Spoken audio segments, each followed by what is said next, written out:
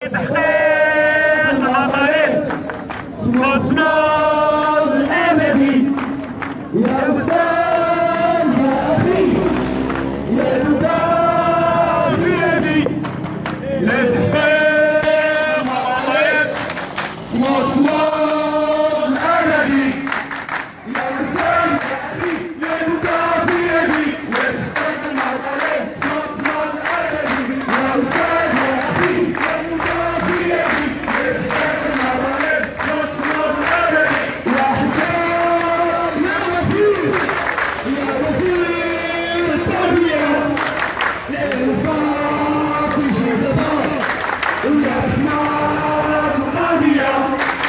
يا حسام يا وزير يا وزير التربية والإنسان يجيب بلاء ويا حمار القاضية يا حسام يا وزير التربية والإنسان يجيب بلاء ويا حمار القاضية يا حسام يا وزير التربية والإنسان يجيب بلاء ويا حمار ومتابعي الجديدة اليوم أسعد الله مساءكم ومرحبا بكم معنا في بث مباشر للمسيرة الاحتجاجية للأساتذة ضحايا الحركة الانتقالية الوطنية والجوية لمدينة الجديدة.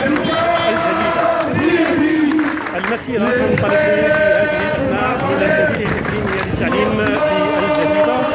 وتتجه نحو وسط المدينة وبالضبط ساحة محمد الخامس أمام مسرح عتيتي.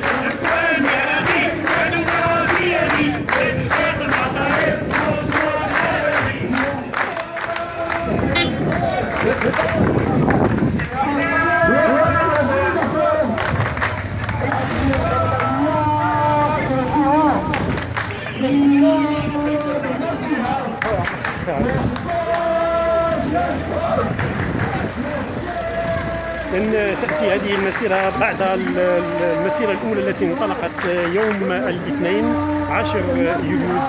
الجاري، والوقفة المنظمة مساء يوم الجمعة أمام مسرح عتيتي